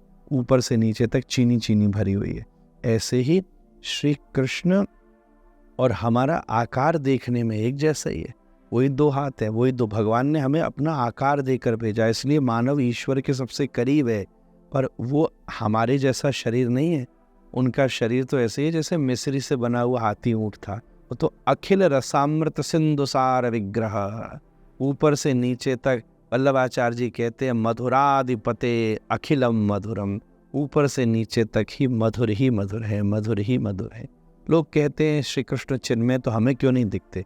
तो भाई तुम्हें तो ऑक्सीजन भी नहीं दिख रही, एटम भी नहीं दिख रहे, तो आपको माइक्रोस्कोप चाहिए ना, टेलीस्कोप चाहिए ना, एक साधन चाहिए। अब बैठो ना, हम बताते हैं कैसे दिखेंगे। करो कम से कम 25 वर्ष का ब्रह्मचर्य, करो ना सबसे पहले अपने जीवन में आहार की शुद्धि, काम क्रोध लोभ मोह को जीतो। क्या पहले दिन नर्सरी क्लास में आपको टेलीस्कोप पकड़ा दिया जाएगा? नर्सरी क्लास में टेलीस्कोप पकड़ा दिया तो बच्चा उसको भी डॉल समझ के, टेडी बियर समझ के घुमा के तोड़ देंगे। साधन से आगे आगे बढ़िए, फिर आपको भगवान के चिन्मय स्वरूप का दर्शन होगा। तो ये कहानी का कोई शास्त्रीय आधार नहीं है कि श्री कृष्ण की कोई अंत्येष्टि हुई थी, कि श्री कृष्ण के शरीर को जलाया गया था। ये सब सुनना भी भक्तों के लिए पाप और अपराध की बात है। श्री कृष्ण सदा गोलोक में विराजते, सदा वृंदावन विराजते। अभी भी जिनके पास नज़र है वो देख लेते, जिनके पास नज़र नहीं है, अर्जुन सामने बैठा तो कृष्ण को नहीं देख पा रहा, वो कह रहे हैं कि आँख दो, गीता में वर्णन आया है, तब भगवान के स्वरूप को देखता है। तो ये वाली कथा जो आपने पूछी, इसको जोड़ दी जाती है कि यही कलेवर है जो जगन्नाथ भगवान के अंदर है। और फिर ये बात प्रसिद्ध है, कईयों ने इसको कह दिया होगा, पर श्री जगन्नाथ भगवान का सारा प्रसंग स्कंद पुराण के अंदर पुरुषोत्तम क्षेत्र नामक एक चैप्टर है। स्कंद पुराण पुरुषोत्तम महात्मा, उस पुरुषोत्तम महात्मा में जगन्नाथ जी से रिलेटेड सब कुछ लिखा हुआ है। जहाँ जगन्नाथ जी ने ब्रह्मा जी को स्वयं उपदेश करके बताया है कि मेरी सेवा कैसे होती है, मेरे को ये भोग लगाया जाए, ये खिलाया जाए, ये बिठाया जाए, ये सुलाया जाए, यहाँ घुमाया जाए, ऐसे मेरा कलेवर बदला जाए। तो जब जो मिट्टी के बनते हैं मूर्तियाँ, उनकी एक अवधि होती है। जो लकड़ी के बनते हैं, क्योंकि ये दारू ब्रह्म है जगन्नाथ जी, तो उनका इस प्रकार से कलेवर बदलता है। जो पाषाण है उसकी अलग विधि है, जो धातु है उसकी अलग विधि है। ऐसी विधियों का अंतर वहाँ पुरुषोत्तम महात्मा में वर्णन है। ये कथा मनगढ़ंत है। हम लोग वैष्णव लोग इस कथा को, जो मानता हो वो माने, पर हम लोग ऐसी चीज को कोई स्वीकार नहीं करते। अंदर वो जो ब्रह्म पदार्थ है वो अनंत काल से विद्यमान भगवान श्री शालिग्राम जी ही हैं, जो कि अंदर विराजमान है। मैंने नहीं देखे, किसी ने नहीं देखे, मैं तो शास्त्र की बात कह रहा हूँ। क्योंकि जब कहते हैं उसको बदला जाता है तो कोई दर्शन नहीं करता, अंधकार होता है, और मैं तो जा ही नहीं सकता। तो आप बोले आपने कहाँ से देख लिए, मैं तो वहाँ की बात कह रहा हूँ। और शालिग्राम जी हैं, ये भी मैंने संतों से सुनी है। हाँ, शालिग्राम जी हैं या नहीं है, अगर कुछ और है तो जो देखता है अंदर जाके वो बता के हम सब लोगों का ज्ञान दूर करे। पर एक बात तो पक्की है कि कोई श्री कृष्ण का दिल नहीं जला था, और वो फिर यहाँ एज अ मम्मी, जैसे इजिप्शियन माइथोलॉजी होती है, ऐसे एक मम्मी लकड़ी की बना के रख दी गई। कहने वाले लोग बहुत सारी अलग अलग बात कहते। कई तो ये भी कहते जगन्नाथ जी भैरव का स्वरूप है, कृष्ण का स्वरूप ही नहीं है। तो देश में एक कहानी पर हजारों कहानियां निकल जाती हैं, पर मैं जगन्नाथ जी के अंदर ब्रह्म पदार्थ क्या है ये तो मैं ज़्यादा नहीं जानता, क्योंकि वो तो एकांत की चीज़ होती है, वो तो स्वयं भगवान है। हम वैष्णवों के सबसे बड़े इस समय अगर कोई प्रभु है तो मेरे जगन्नाथ प्रभु हैं।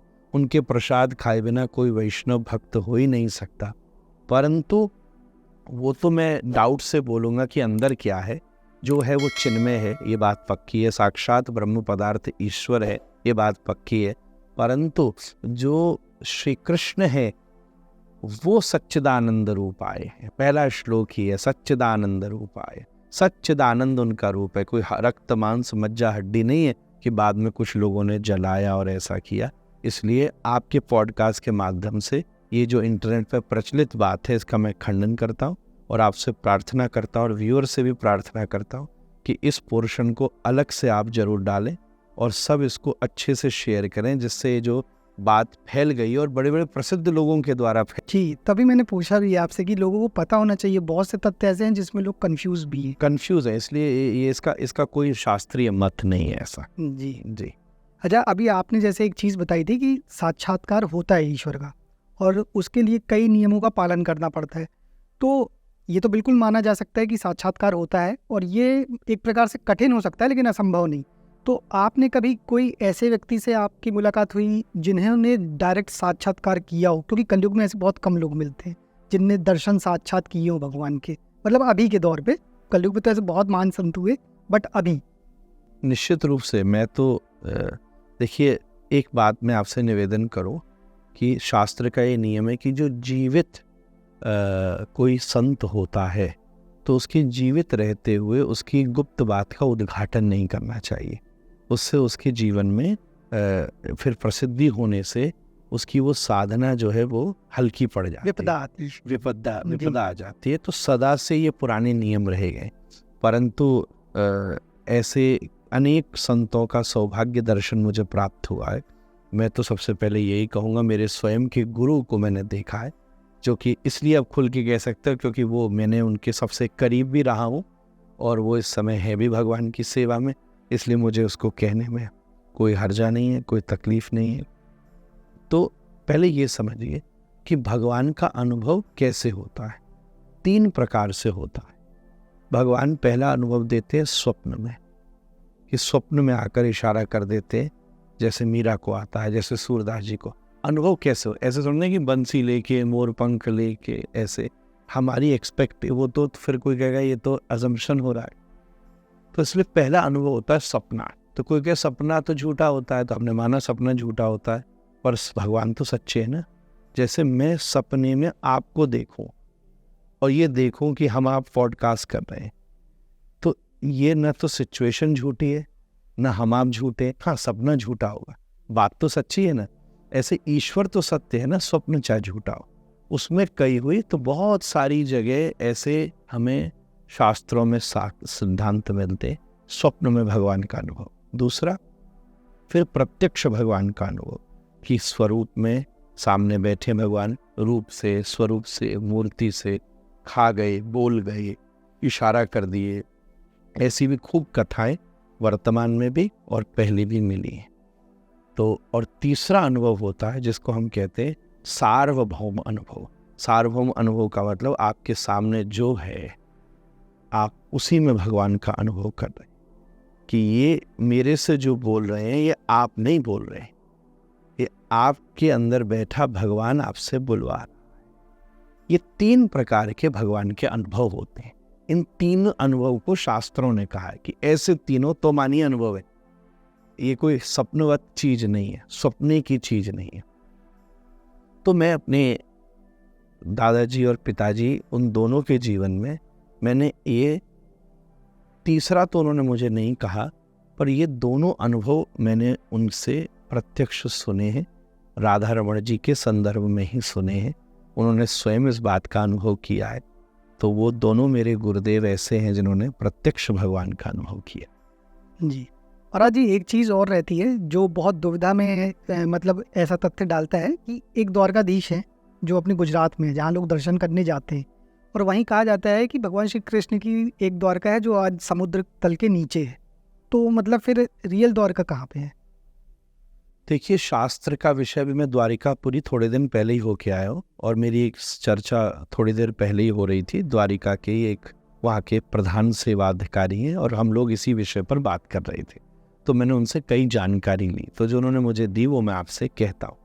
पहली बात ऐसी है कि शास्त्रों के अनुसार, जो कि प्रसिद्ध भागवत जी में भी है और हम लोगों ने ये तो सुनी ही है, कि सच में जो द्वारिका थी वो द्वारिका भगवान श्री कृष्ण ने कहा था कि मेरी लीला के बाद वो समा जाए, और पूरी द्वारिका समुद्र के अंदर ही समा गई थी, ओरिजिनल द्वारिका।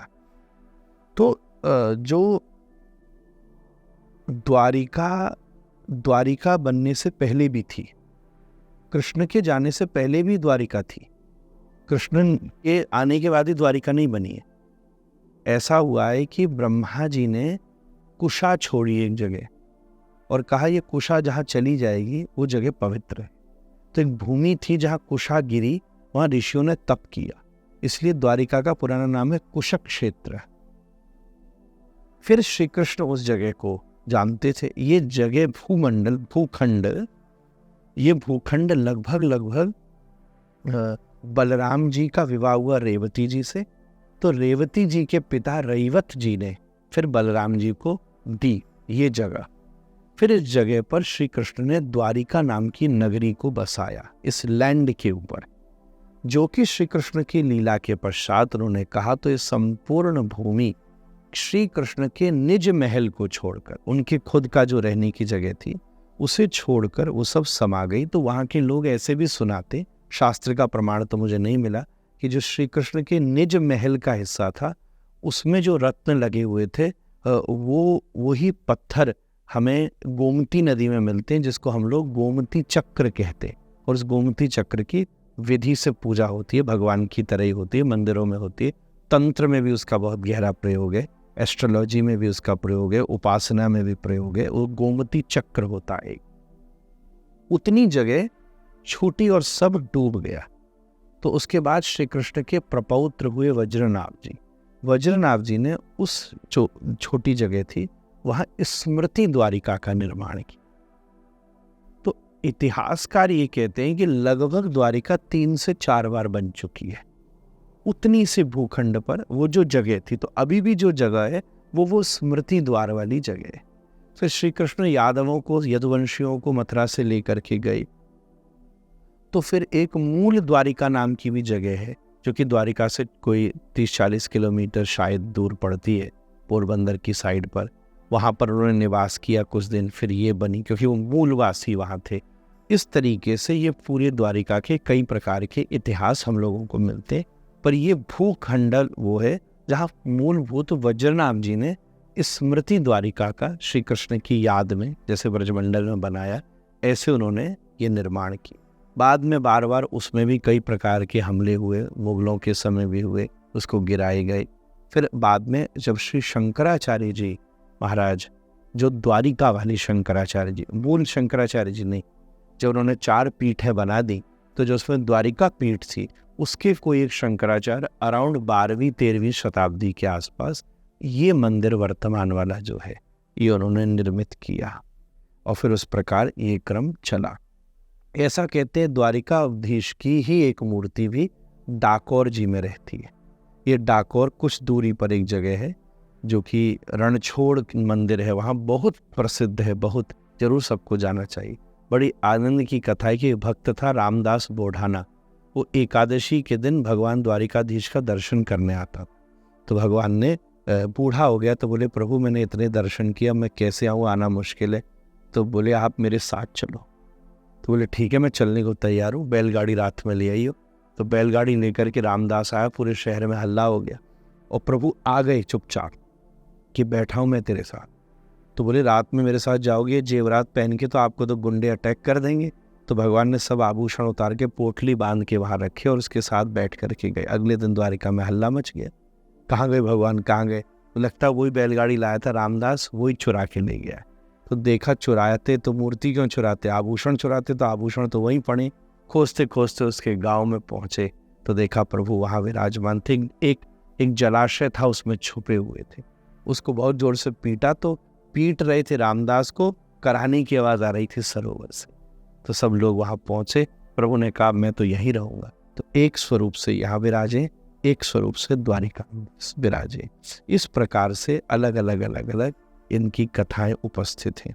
एक और भेंट द्वारिका अंदर है, जिसमें जो नगरी और जो वहाँ जो मूर्ति है, वो रुक्मणी जी के द्वारा बनाई हुई है। जब श्री कृष्ण महाभारत के समय थे, तब उन्होंने रुक्मणी जी ने एक दिव्य मूर्ति बनाई थी, वो वहाँ। इस प्रकार कई सारे प्रसंग द्वारिका से रिलेटेड हम लोगों को मिलते हैं। जी, तो जैसे हमारे ये जो 2 ग्रंथ हैं, एक महाभारत, एक गरुड़ पुराण, वैसे तो हमारे हिंदू धर्म में बहुत सारे ग्रंथ हैं, लेकिन ये 2 ग्रंथों से भी लोगों को बहुत कुछ सीखने को मिलता है। लेकिन वहीं दूसरी ओर कुछ लोग कहते हैं कि इन्हें अपने घर में नहीं रखना चाहिए, तो क्या ये सही है? बने वो लोग मूर्ख हैं जो ये कहते हैं जम के रखना चाहिए। नहीं रखने की वजह से घर नरक हुए जा रहे। आप रख के देखिए ना, आपके घर में इनको रखने से कोई गड़बड़ हो तो मैं जिम्मेदारी लेने को तैयार हूँ। इनको रखने, ऑन कैमरा कह रहा हूँ, इनको रखने से कोई गड़बड़ नहीं हो सकती। रखने के बाद पढ़िए, हाँ रखा ही है केवल, और फिर ध्यान से नहीं रखा, धूल चढ़ रही हो, दीमक चढ़ गई, तो फिर तो महागड़बड़ हो जाएगी। पर आपने रखिए मत, पढ़िए और उनका अध्ययन करेंगे, तो मुझे विश्वास है आपके जीवन के 50 झंझटों के आपको समाधान मिलेंगे। मैं कोई चमत्कारी उपाय नहीं बता रहा, आपकी विवेक की वृद्धि होगी, आपका एजुकेशन ज़्यादा होगी, तो आप और अच्छे से उसको आगे बढ़ सकेंगे। तो अवश्य में मेरे यहाँ, और मैं हज़ारों लोगों को जानता हूँ जिनके 18 पुराण, महाभारत, रामायण, गीता, वेद, ये सभी शास्त्र रखे। क्यों नहीं रखने चाहिए? विधर्मियों ने ऐसा कह के ये झंझट डाल दिया, जिससे हमारे घरों से ग्रंथ दूर हो जाए और हम लोग उनसे पढ़ना बंद कर दें, और फिर वो अपनी चीज़ें हमारे ऊपर थोप दें। और वही असर है कि आज हम सेंट वैलेंटाइन और सेंट क्लॉस को जानते, वशिष्ठ को नहीं जानते, वाल्मीकि को नहीं जानते, अगस्त को नहीं जानते। यही हमारा दुर्भाग्य है। अब महाराज जी, मैं आपसे 4 ऐसे सवाल पूछना चाहूँगा जो मतलब लोगों के बीच अक्सर चर्चा का विषय रहते हैं। सबसे पहले तो प्लीज़ ये बताइए कि बहुत से लोगों का कहना है कि अगर आपको लोक से परलोक तक अच्छी गति पाना है तो गुरु का होना बहुत ज़रूरी है। लेकिन अब किसी को अगर कोई अच्छे गुरु नहीं मिल रहे, तो क्या अपने इष्ट को गुरु नहीं बनाया जा सकता? देखिए, इष्ट ही गुरु होता है। तो जिससे एक प्रकार से अगर आप गुरु और इष्ट को दो आदमी समझते हैं तो भी ये हमारी भूल है। मैं तो ये कहता हूँ, इस लोक का इष्ट ही गुरु है, उस लोक का गुरु ही इष्ट है। तो गुरु नहीं मिल रहा, ये बड़े दुर्भाग्य की बात है। तो गुरु नहीं मिल रहा, क्यों नहीं मिल रहा, कि मुझे ऐसा लगता है उसका सही कारण ये है कि अभी हम खुद से अच्छे से नहीं मिल पाए। हमारी डिमांड में क्या है, हम चाहते क्या हैं। जब तक ये निर्णय नहीं होगा तब तक गुरु कैसे मिलेगा। और जो इस मेथड को जान गए उनको तो कदम कदम पर गुरु मिला। हर रूपों में गुरु ने ही उनका मार्गदर्शन किया। दत्तात्रेय को तो पेड़ पौधे पक्षी गणिका तक में गुरु मिल गया है। और वो दुर्भाग्यशाली व्यक्ति है जो कहता मुझे गुरु नहीं मिला। क्योंकि ये हो सकता है कि वो जो गुरु नाम की वस्तु को समझ रहा है, तत्व को समझ रहा है, वो शायद उसमें कोई उसकी समझ की भूल है। वो पूरी तरह अभी समझ नहीं पाया है कि वो होता कौन है, क्या होता है। तो दो चीज़ें देखना ज़रूरी है श्रीमद् भागवत के अनुसार। शाब्दे पारे च निष्णातम। हम ये देखेंगे कि वो गुरुजी बनाओ भाई जिनकी पॉलिटिकल अप्रोच ज़्यादा है, तो कहाँ मिलेगा गुरु। हम ये देखेंगे कि जिनके आश्रम बड़े हैं, तो कहाँ मिलेगा गुरु। हम ये देखेंगे कि भाई जो मेरे लिए कन्वीनियंट है, तो कहाँ मिलेगा गुरु। कि ये देखेंगे कि भाई ये हमसे ये नहीं मांगते या ये ज़्यादा मांगते हैं, या ये मीडिया में पॉपुलर हैं, या ये अच्छा, समस्या दोनों चीज़ों में। कई लोग कहते हैं हमें पॉपुलर चाहिए, कई कहते हैं नहीं हमें पॉपुलर नहीं चाहिए। तो समस्या में वो भी है जो ये कह रहा है, ये कहता है ये बहुत कुछ मांगते हैं और ये कुछ भी नहीं मांगते। तो समस्या में दोनों ही है, एक ही लेवल पर है कहीं ना कहीं। गुरु की परिभाषा दो चीज़ों में, शाब्दे पारे च निष्णातम, ऐसा श्रीमद् भागवत के 11 स्कंध में आया है। जो शब्द ब्रह्म और पर ब्रह्म में निष्णात हो। सरल बात कहने का अर्थ ये है कि जो उसका खुद का भजन बहुत अच्छा हो, साधना बहुत पक्की हो, वो खुद बड़ा साधना में परिपक्व हो, और दूसरी बात वो फिर आपकी जिज्ञासाओं का समाधान भी अच्छे से कर सके। ये दो चीज़ें अगर उसमें हैं तो फिर वो एक प्रकार से उसमें गुरु दर्शन किया जा सकता। शिक्षा गुरु, दीक्षा गुरु अलग अलग प्रकार के होते हैं। ऐसे तो गुरुओं के बहुत सारे प्रकार विष्णु पुराण आदियों में वर्णित हैं, वो मैं इतना तरफ तो नहीं जा सकता अभी, पर ये एक सहज सी परिभाषा है। और फिर हम इस क्रम में आगे बढ़ें। हरिभक्त विलास आदि में ऐसा संकेत मिलता है कि जब हम किसी को गुरु बनाना चाहें तो सबसे पहले 1 वर्ष तक कुछ संग करने का प्रयास करें। हम भी यही करते हैं कि अगर आपको कहीं से प्रेरणा मिली है तो आओ 10-20 कथाओं में बैठो, सुनो, समझो, व्यवस्था को देखो। उसके बाद में देखो, न अभाव में गुरु बनाया जा सकता, न प्रभाव में गुरु बनाया जा सकता है। दो ही चीज में गुरु बन सकता है, भाव में और स्वभाव। तो उनको गुरु नहीं मिलता जो अभाव में गुरु ढूंढते, उनको भी गुरु नहीं मिलता जो प्रभाव में गुरु ढूंढते। पर जो भाव में गुरु ढूंढते उनको पेड़ पौधे पत्ते सूर्य में भी गुरु मिल जाता है, उन्हें चलते समय भी मिल जाता है। और जो स्वभाव में स्थित हो जाते हैं उनको भी गुरु। जी, चीज़ और है कि जैसे हमारे धर्मशास्त्रों में आत्महत्या को महापाप कहा गया है और कभी करना भी नहीं चाहिए। लेकिन ये बताइए कि ये जो आत्महत्या है ये ईश्वर की इच्छा है या खुद की मर्जी? सदा खुद की ही इच्छा होती है। कई आत्महत्या के बाद भी तो नहीं मर पाते तो इसलिए प्रारब्ध, मृत्यु और जन्म मृत्यु तो प्रारब्ध के हाथ में, परंतु ये क्रिया करना बहुत बड़ा दुर्भाग्य है और सदा अपने ही हाथ में, सदा अपने ही हाथ में। हर कदम सदा देखिए परिस्थिति प्रारब्ध बनाता है, परंतु हम उसके भीतर जो करते हैं वो फिर हमारा अपना गुण है, हमारा अपना विचार है, हमारी अपनी स्थिति है, हमारी अपनी प्रतिभा है। इसलिए मुझे ऐसा नहीं लगता कि किसी के आत्महत्या का दोष ईश्वर को देना चाहिए। उसका दोष स्वयं उसी के द्वारा देखे गए समाज की परिस्थिति है।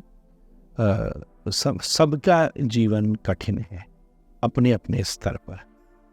ब्रह्मांड में कोई व्यक्ति नहीं होगा जिसकी लाइफ में कोई ना कोई चैलेंज नहीं हो, पर हम सदा ही दूसरे को देखकर दुखी भी रहते ही हैं। प्रसिद्ध कहनी है, दीन कहे धनवान सुखी, धनवान कहे सुख राजा को भारी, राजा कहे महाराज सुखी, महाराज कहे सुख इंद्र को भारी, इंद्र कहे सुख चतुरानन को, ब्रह्मा कहे सुख विष्णु को भारी, तुलसीदास विचार कहे हैं, बिन हरि नाम ये जीव दुखारी। इसीलिए ये तो सबकी लाइफ में चैलेंज है। इसलिए भैया जीवन बहुत महत्वपूर्ण है। शास्त्रों ने यही पहली बात कही है, ऐसा कदम न उठाएं, अच्छे व्यक्ति से बातचीत करें। और मैं तो ऐसा कहता हूँ कि जीवन कैसा है, ऐसा है जैसे क्रिकेट का गेम है। आपको बार बार अवसर मिलेंगे, एक बॉल चूकेंगे, दूसरी चूकेंगे, तीसरी चूकते चलिए, कोई बात नहीं। कई बार अच्छा प्लेयर, हम बचपन में क्रिकेट देखते थे तो कई बार ऐसा होता था कि सचिन आता था तो हमको बड़ा समय देखने में अच्छा लगता था। अब मैच चल रहा बड़ा ट्रिकी है और वो शुरू में जरा सा ट्यूनिंग में आने के लिए अच्छा प्लेयर कुछ गेंद वेस्ट करता है, उस समय बड़ी टेंशन क्रिएट हो जाती थी। यार 15 बॉल निकल गई, 4 रन लिए बंदे ने, ये क्या कर रहा है और न लुटिया डुबो दे। पर उसी समय 5-6 बॉलों पे ऐसे छक्के पड़ते थे कि वो सब मामला कवर अप हो जाता। जीवन ऐसे ही चलता, 10 बार आप बॉलों को चूकेंगे। हो सकता है 6th में थोड़े नंबर कम आए, हो सकता है 10th में एक बार फेल हो जाए, हो सकता है 12th में फिर से एक बार आपके नंबर कम आए। पर बार बार बॉल तो आ रही है ना, कम आए तो चलो दूसरे कॉलेज में, छोटे कॉलेज में एडमिशन मिला, पर फिर वहाँ आप अच्छा गेम खेलिए। कॉलेज तो छोटा था, एक बहुत अच्छा गेम खेलिए ना। कल परसों इसी YouTube के ऊपर मैं एक छोटा सा इंटरव्यू सुन रहा था, नाम तो भूल गया पर मुझे बहुत अच्छा लगा। प्रेजेंट में बहुत पॉपुलर एक कोई IPS है जो कि शायद 12वीं भी पास नहीं कर पाए थे और वो बहुत बड़े IPS बन गए। मैं नाम तो उस समय भूल गया, शर्मा है कोई, और नाम भूल गया, वेरी सॉरी। तो अभी बिल्कुल लेटेस्ट कल परसों में ही मेरे को सामने आई वो चीज़ और मुझे बड़ा अच्छा लगा। तो देखो कितनी बार लाइफ ने चैलेंज दिए, तो अगर आपने एक ओवर भी ज़बरदस्त खेल लिया तो आपका रन रेट बराबर हो, तो आपकी लाइफ में बचपन से ओवर खेले जा रहे, स्कूल के ओवर खेले गए, कॉलेज के ओवर खेले गए, फिर बिजनेस के ओवर खेले गए, तो कोई तो एक ओवर बढ़िया खेल लो, खेल के सारा रन रेट बराबर हो जाए। चिंता की बात यह है कि धैर्यता के साथ मन को शांत करके अपना खेलते रहो पारी, बस खेलते जी लीजिए, बस जताने की ज़रूरत नहीं है। दूसरों को जताने वाला व्यक्ति ही ऐसे कदम ज़्यादा उठाता है, जैसा है उसमें जी लीजिए। जी। अच्छा, शास्त्रों में ये भी कहा गया है कि निर्वस्त्र होकर नहीं नहाना चाहिए, तेज बल धन नष्ट होता है, लेकिन इसका शास्त्रीय रीज़न क्या है अगर कोई पूछना चाहे तो? शास्त्रीय रीज़न तो यही है क्योंकि नदियों को हमारे यहाँ माँ कहा गया है और गंगा माँ है, और इस प्रकार से निर्वस्त्र होकर इस तरीके से माँ के सामने उपस्थित होना ये अनिवार्य अच्छी चीज़ नहीं है। और पुण्य नदियाँ हैं, तो अगर हम कोई ऐसे स्थान पर ऐसे अंग अगर उसका सीधा स्पर्श करेंगे जो कि स्पर्श के अपवित्र अपवित्र माने जाते हैं, या हम स्वयं भी कान के अंदर उंगली डालेंगे तो हाथ धोने जाना ही पड़ेगा, हाइजीनिक नहीं होंगे, तो उन सीधा स्पर्श होना ठीक नहीं है किसी भी पवित्र वस्तु का। आप देखें, इसलिए कोई नीचे बैठता है तो आसन क्यों बिछाया जाता है, क्योंकि पृथ्वी को भी हम माँ मानते, और ऐसा है कि जो हमारा मलद द्वार है वो सीधा पृथ्वी को स्पर्श न करे, इसके पीछे की भी यही मर्यादा। इसी प्रकार से गंगा यमुना ये सब माँ के स्वरूप है, इसलिए पूर्ण निर्वस्त्र होकर नहाने का धर्म नहीं बनता। और भी इसके पीछे कई कहानी है, क्योंकि पृथ्वी में वरुण देवता रहते हैं, तो और देवताओं का सन्निधान रहता है, आदि यक्षादि कई देवता रहते हैं, इसलिए आप कपड़े तभी उतार सकते हो जब आपको लगता है ना कोई नहीं देख रहा, परंतु कई ऐसे लोग हैं जिन्हें आप देख नहीं पा रहे पर वो आपको देख रहे, इसीलिए शास्त्रों ने कहा है कि सदा कुछ न कुछ वस्त्र कम से कम ढकने के स्थानों को ढककर ही नहाना चाहिए। जी। ये जो भगवान श्री कृष्ण को जो लोग पति प्रीतम प्रेमी के रूप में देखते हैं, तो क्या भगवान को इस रूप में देखा जा सकता है? हर रूप में देखा जा सकता है। परीक्षित ने ये प्रश्न किया था सुखदेव जी से भागवत में, और उन्होंने इसका स्पष्ट जवाब दिया कामात, क्रोधात, भयात किसी भी रूप में भगवान को देखने का पूर्ण स्वतंत्रता। क्योंकि देखिए जैसे नदी घाटों के बीच में बहती है, ऐसे ही भक्ति जो है वो संबंधों के बीच में बहती है। तो कोई ना कोई संबंध ही से तो प्रेम की प्रस्तुति होगी। अगर आज मेरा आपके प्रति प्रेम है तो मैं उसको एक संबंध दूंगा कि आज से आप मेरे मित्र हैं, या आज से आप मेरे भाई हैं, या मैं आज से आपको अपना गार्जियन मानता हूँ, या मैं आज से आपको अपना पिता तुल्य मानता हूँ, या आज से मैं आपको अपना पुत्र तुल्य मानता हूँ। कुछ न कुछ ये जो एक भाव आया, इसने एक संबंध का ही तो स्वरूप लिया। ऐसे ही परमात्मा के साथ जब भाव आया तो वो संबंधों का स्वरूप लेता है, और उस संबंधों के द्वारा ही निर्वाह करना भक्ति का अर्थ होता है। इसलिए सदा ऐसा होता है। मीरा कहती हैं कि जाके सिर मोर मुकुट मेरो पति सोई। तो सदा इसका अधिकार दिया। सबसे बड़ी प्रार्थना दुनिया में त्वमेव माता च पिता त्वमेव त्वमेव बंधुश्च सखा त्वमेव। हम तो हर रोज यही संबंध ही तो भगवान से बना रहे।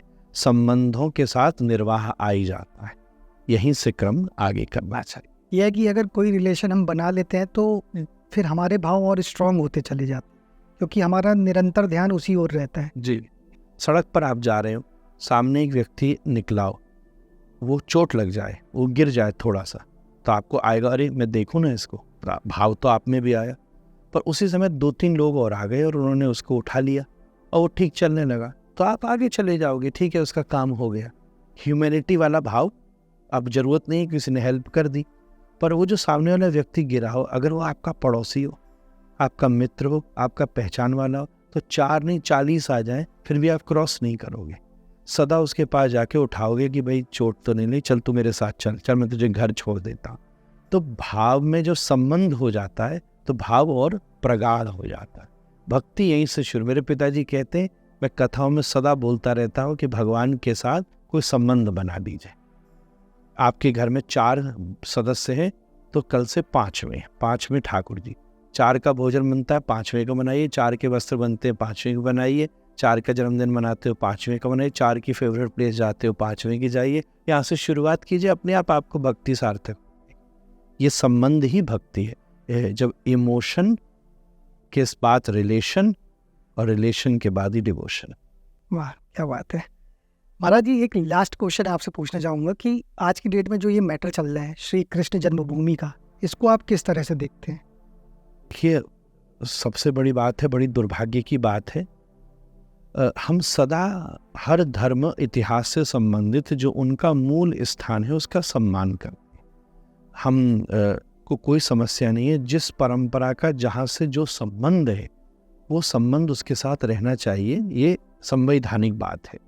इस दृष्टि से मथुरा का संबंध किसी और धर्म से नहीं है। मथुरा का संबंध किसी बाइबल, किसी कुरान, किसी जूडिज्म, जेरूलिज्म, किसी भी अन्य धर्म में कोई और नया भी आ गया, उसमें न तो उसका कोई पुण्य लिखा है, न कोई महात्मा लिखा है, न वहाँ कोई ऐसा कोई लंबी चौड़ी बात है।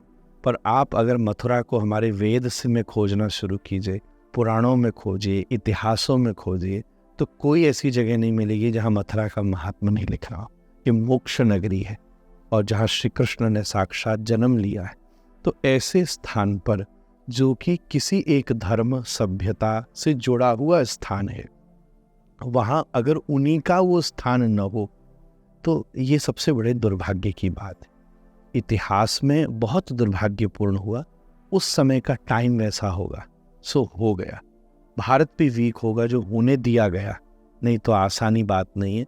सबने बड़े बड़े योगदान, बलिदान दिए, उस सबको मैं प्रणाम करता हूँ।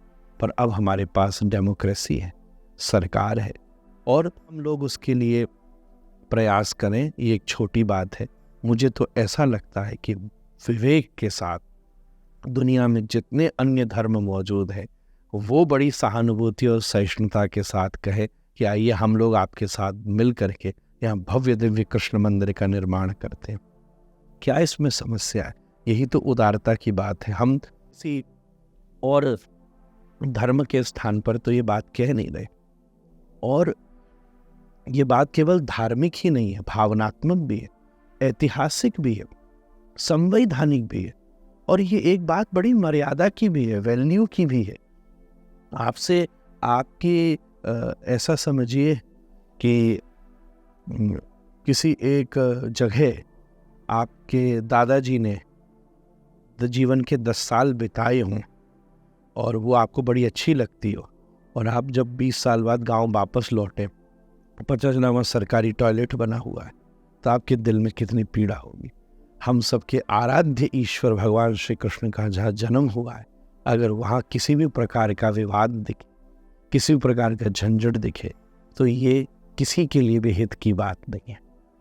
इसलिए निश्चित रूप से जो भी जन्मभूमि का मुख्य क्षेत्र है, सब लोगों को स्वीकार करके वहाँ, जैसे अयोध्या है, जैसे काशी है, ऐसे ही हमारे मथुरा में भी जन्मभूमि का पुनः विस्तार होना चाहिए। सबको मिलकर करना चाहिए।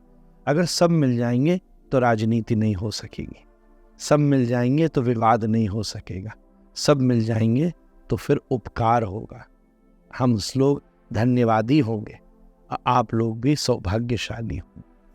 मैं तो इस समन्वय के विचार से ही ये निवेदन कर सकता। आगे कोर्ट है, आगे हमारे महात्मा हनुमान जी मंजीरा बजाते हैं तो गदा भी चलाते हैं, आगे हमारे शिव ध्यान में बैठते हैं तो त्रिशूल भी रखते हैं, श्याम सुंदर बंसी के साथ सुदर्शन चलाना भी जानते हैं।